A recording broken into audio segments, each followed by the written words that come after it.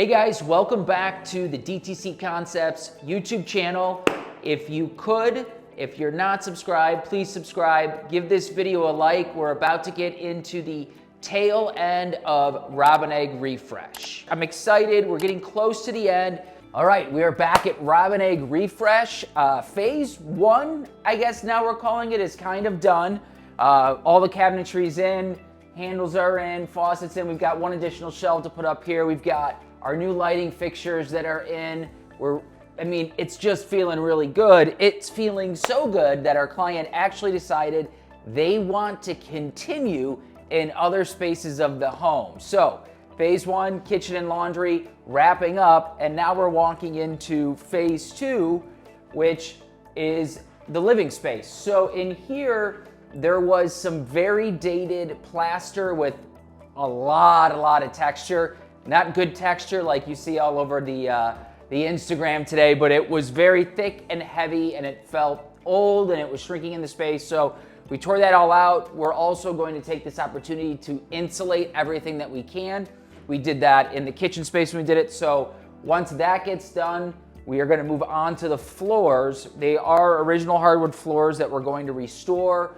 So it should still feel very much original to the home. It's just going to be fresh and updated. So I'm excited to see this space come to life because honestly, after looking at what was the new kitchen next to this, it felt very disconnected. And so now it'll feel like a cohesive space. I love the way that it turned out. It's plenty open, but the kitchen still has some separation.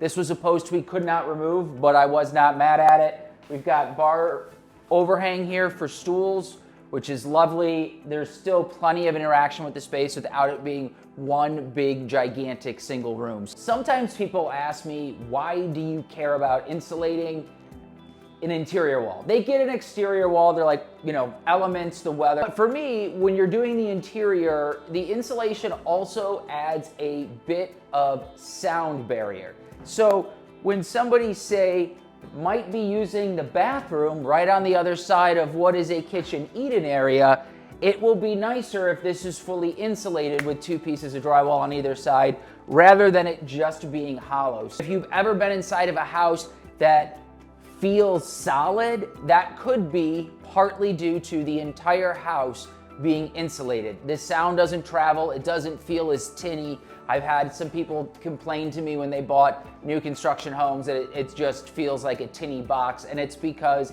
people don't take the time or money to insulate interior walls. So it is something that we always do. My house is completely insulated. Any project we do, when we open it up, we insulate it because it helps with that sound traveling as well. The house has hardwood floors throughout all of it, and they're in pretty decent shape. I know for me, I don't care if a hardwood floor is perfect. There's some charm and imperfection. We're gonna sand them, refinish them.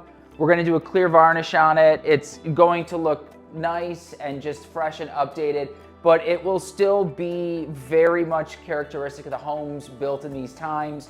And it would be hard to replicate this. So to rip it out for no reason, just to put in something new, I don't think is worth it. Whenever you can hold on to something original, I say do it. We are doing this space. We're gonna also do the hallway and the back bedroom. So everything's going to be sanded and refinished. And it's just gonna have more charm than laying down new luxury vinyl. We ended up taking on a bit more in this project than we originally intended to, and we've insulated and drywalled everything in the living space. We've refinished the floors. I was so happy.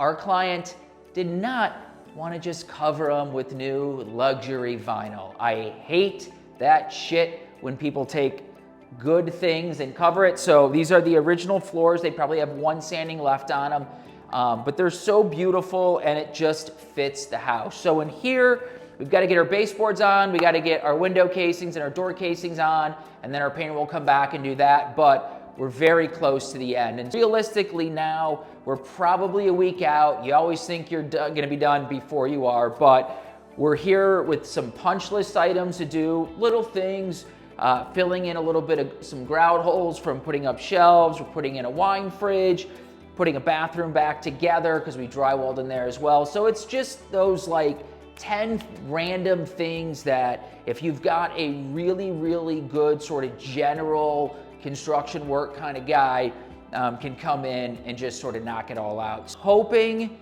we're done here in about a week. We've got floor guys coming back in 6 days to do all of the bedrooms, and really, really hoping after that, it's just bringing in the cleaners. So in a week or so, we should be showing you our finished product, which is turning out so, so pretty.